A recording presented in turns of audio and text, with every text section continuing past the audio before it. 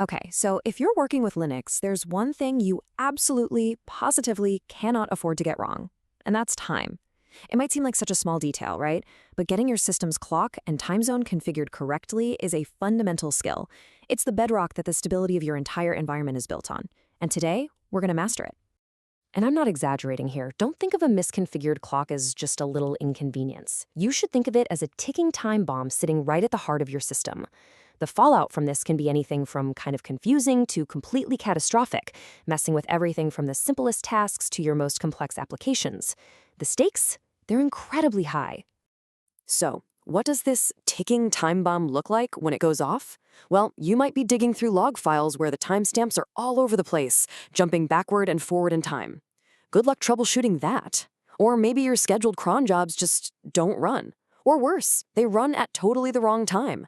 And if you're working with distributed systems, oh man, having inconsistent time across your servers is basically a guaranteed recipe for data corruption and total failure. All right, so to fix this mess, we have to understand what we're actually working with. See, in Linux, time isn't just one single thing. It's really a trio of concepts that have to work together in perfect harmony. We've got the system time, the hardware clock, and the time zone. First up, you've got the system time. You'll also hear this called the software clock. This is the clock that the Linux kernel itself is keeping track of while the system is up and running. Every single application, every process on your machine, this is the clock they look at. But here's the catch. A software clock can and will drift. Over time, it gets a little inaccurate, especially on a really busy system. And that's exactly where the hardware clock comes into play.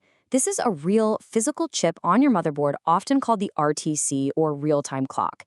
It's got its own little battery, just like a digital watch, and its only job is to keep ticking away, keeping the time, even when your computer is completely unplugged. So when your system first boots up, where does it get the time from? Yep, from this hardware clock. And rounding out our trio is the time zone. Now, this isn't another clock. Think of it more like a set of rules. It tells the system how to translate the Universal Standard Time, that's UTC, into the local time that you and I actually see on our screens. It's the piece of the puzzle that accounts for where you are in the world, making sure that 2 p.m. UTC shows up correctly as 9 a.m. in New York or 11 p.m. in Tokyo. So now that we've got the 3 core ideas down, let's get our hands dirty and look at the tools we'll actually use to manage them. We're going to cover some of the older commands you might still run into, but more importantly, we'll focus on the modern, all-in-one tool you should be using today. On pretty much any modern Linux system that uses systemd, the one command you really need to know is timedate-catel. Seriously, just think of it as your Swiss Army knife for everything time-related. System clock, hardware clock, time zone, it does it all. It's clean, it's powerful, and it makes life so much easier. And check this out. Just by running timedate-ctl by itself, you get this fantastic health check of your system's time. You can see everything at a glance. The local wall clock time, the universal time or UTC, what time the hardware clock thinks it is, your configured time zone, and, this is super important, whether you have Network Time Protocol or NTP enabled for automatic syncing. And this right here shows you just how awesome timedate-tel is. The old way of setting a time zone? It was a mess. You were manually creating symbolic links, digging through config files. It was so easy to screw up. But now, it's just one single, simple command. You just tell it which time zone you want, and boom, it handles all that back-end complexity for you. And to really appreciate how great this is, you gotta remember the old way. Before time date control, you had to juggle 2 separate commands. You had date for managing the software clock, and then you had hard clock for the hardware clock. This modern tool just rolls all of that into one, which makes things way simpler and a whole lot harder to mess up.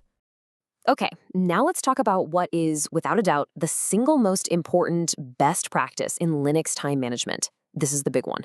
It's all about how you configure your hardware clock, and the standard you use here is absolutely 100% crucial. So why is this such a big deal? Why is everyone always saying that you must set your hardware clock to Coordinated Universal Time, UTC, and never, ever to your local time?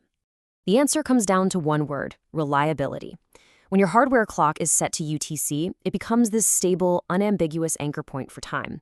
This completely avoids all the weird problems with daylight saving time, where a clock set to local time might suddenly jump forward or backward an hour. It also gives you a universal standard, which is non-negotiable if you're managing servers in different parts of the world. UTC is the common language of time. Okay, so we've got the concepts down, we know the tools. Now let's put it all together. Let's walk through a simple, reliable workflow that you can use every single time to get your system's time configured perfectly. But before we do that, let's quickly go over the things you should not do. The biggest mistake, by far, is setting that hardware clock to your local time instead of UTC. The second is trying to manually change the system time when an automatic NTP service is running. Your changes will just get overwritten.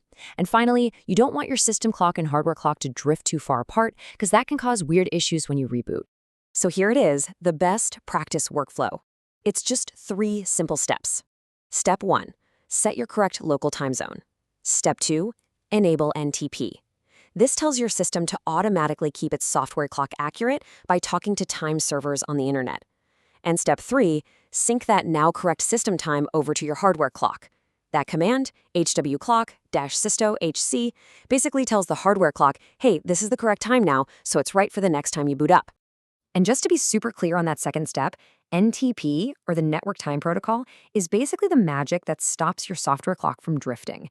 When you enable it, you're telling your system, hey, go out and constantly check your time against a super reliable source and fix any little errors you find.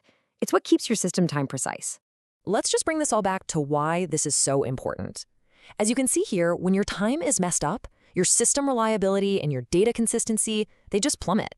And at the same time, the amount of effort you have to spend troubleshooting mysterious problems skyrockets. Getting time right isn't a small thing. It's a foundational step for any stable, manageable system. So, quick recap. What are the key takeaways? We know about the old tools Date and HW Clock. We've learned that time date control is the modern, all-in-one tool you should be reaching for. And most importantly, we've hammered home the point that UTC for your hardware clock isn't just a suggestion, it's the essential standard for a healthy system. Ultimately, it all boils down to this. Mastering time configuration isn't about making sure the right numbers show up on the screen. It's about guaranteeing the fundamental reliability and consistency of your entire system. It is a small task with an absolutely massive impact. So now you've got the essentials down for a single system. But that brings up a bigger, more complex question. Your system's time is set correctly, sure, but is it truly synchronized? What happens when you're in a distributed world and a difference of just a few milliseconds can break everything? Well, that's a topic for another time. Thanks for watching.